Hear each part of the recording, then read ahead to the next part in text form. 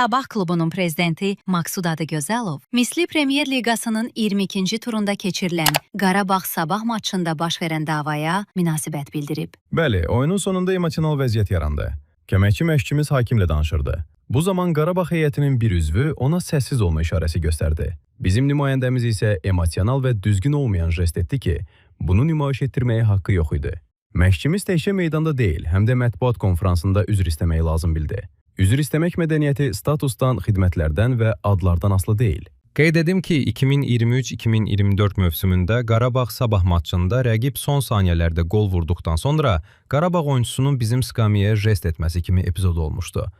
Təəssüf ki, o zaman dostlarımız üzr istəməyi lazım bilmədilər. Bundan əlavə, Kubok finalından sonra hörmətli Qurban Qurbanov oyundan sonraki müsahibəsində Sabahın qələbəsinə kölgə saldı və dolayı yolla onun bütövlüyünü şübhə altına aldı. Bizim mövqeyimiz dəyişməz qalır. Oyuna hörmət, rəqibə hörmət və irəliyə doğru addımlar. Gəlin futbol və çempionatımızın inkişafı barədə danışaq.